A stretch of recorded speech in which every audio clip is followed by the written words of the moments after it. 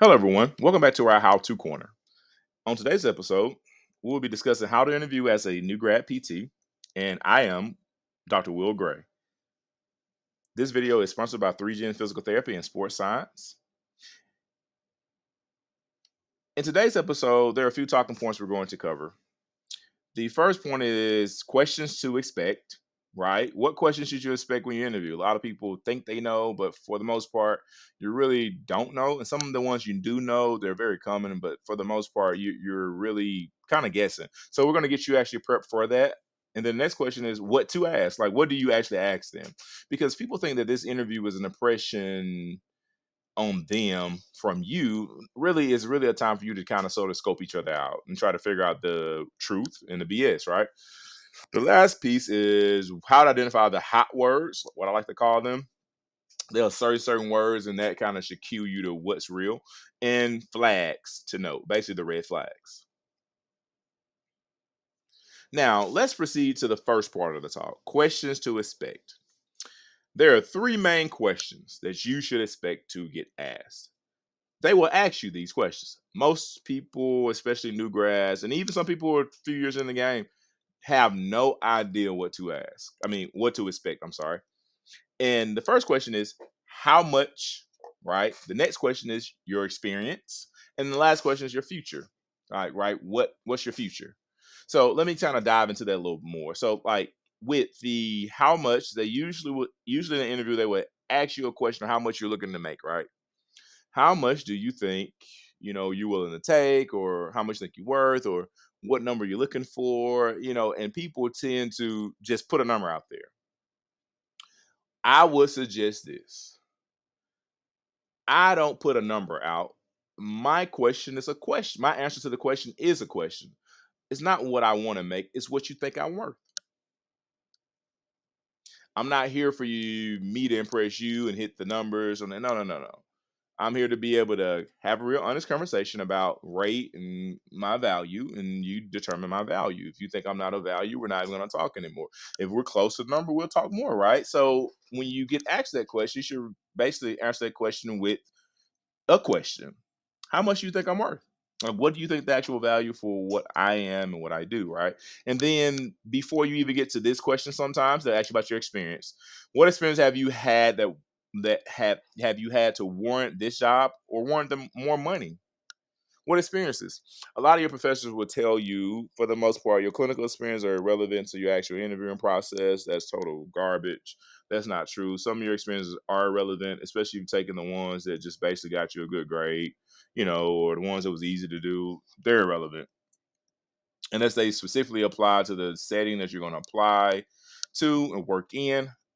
Is pretty irrelevant. But that's why when you're in PT school, you should be trying to venture out and find some really cool rotations.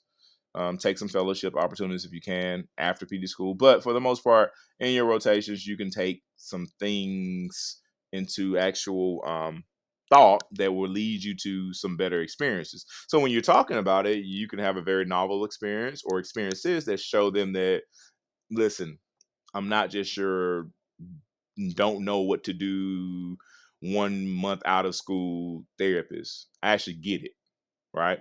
Now, this is the part that I think really gets looked over. They ask you about your future. People think this is like a thing you say, hey, my future is to do A, B, C, D, and 3, 4. No. When they ask you this question, your response needs to be very, very succinct and simple. I'm not sure at the moment. I have some things I may want to do or may not, but really, I'm just trying to get myself settled first. That should be your answer. They're going to ask you these questions because the future questions about whether or not you're going to be staying here for a long period of time or not, which then inclines them not to be able to not want to put any money into you, right?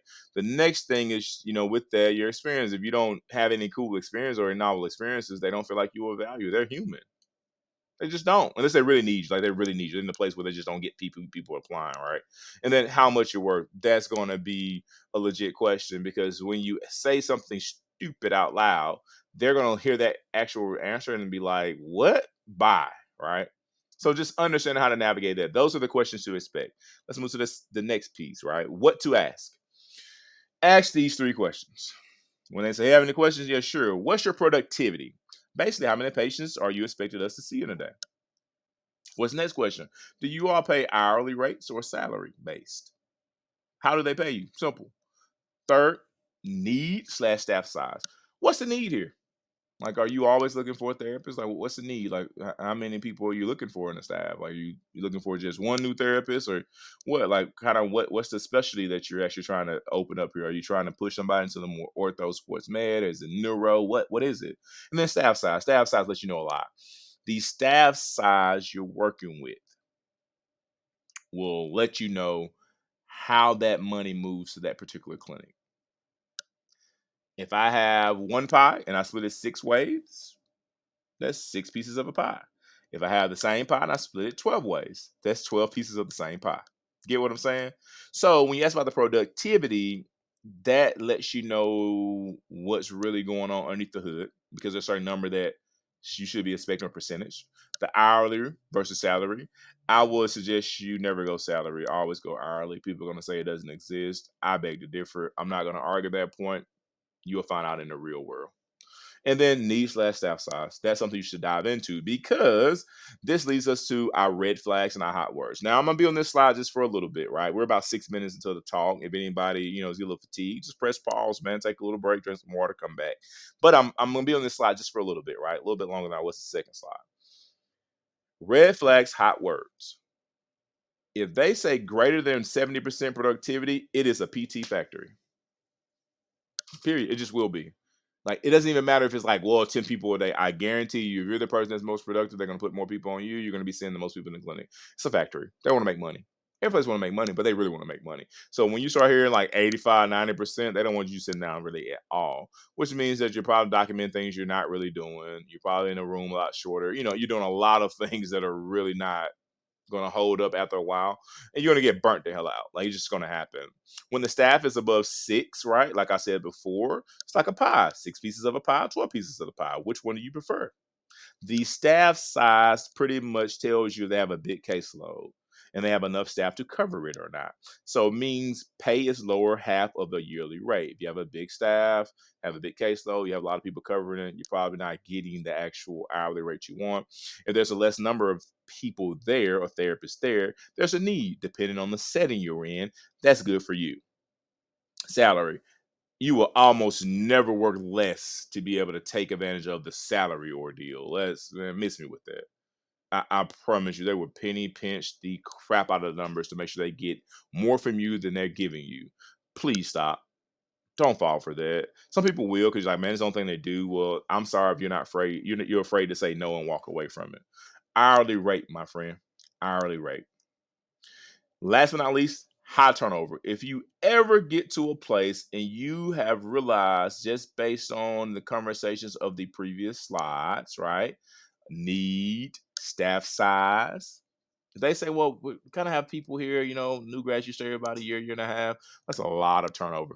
A lot of turnover. Most therapists' jobs of late, they're about 3 years in length as far as how long they hold them on average. That's because the new grads that come out, they're wanting quite a bit of money, which is respected. I respect it, man. So that turnover is a little bit of a harder thing to kind of teed out. But if you go in the clinic, there's a lot of people a little bit older in the clinic. They've been there for 3 to 5 years. When you walk around, you should ask them that question: how long you been here? Seriously. If on average nobody has been there longer than 3 years, like nobody, high turnover place. Big red flag. There's a lot of reasons why that's happening. And the number one reason is probably a whole lot of work, not a lot of money. Just being honest with you.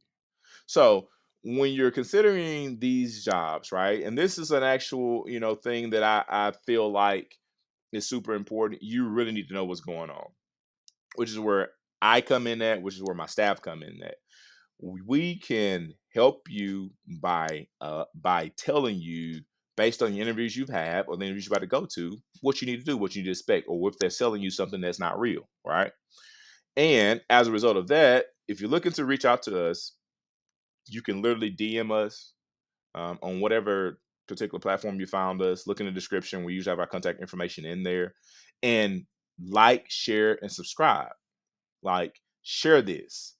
If you want to drive the overall rate per hour up for the new grads that are coming out and the ones that are behind you, as well as the future, it has to start with you. It has to. I've been there, I've done that, right? I'm in a whole different setting now, but I've been there and I've done that. And I know what they're trying to do, and it's going to keep going that way if you keep allowing it and taking these terrible um, rates out of school. So thank you, everybody. Like I said, we would love to hear your questions if you have those.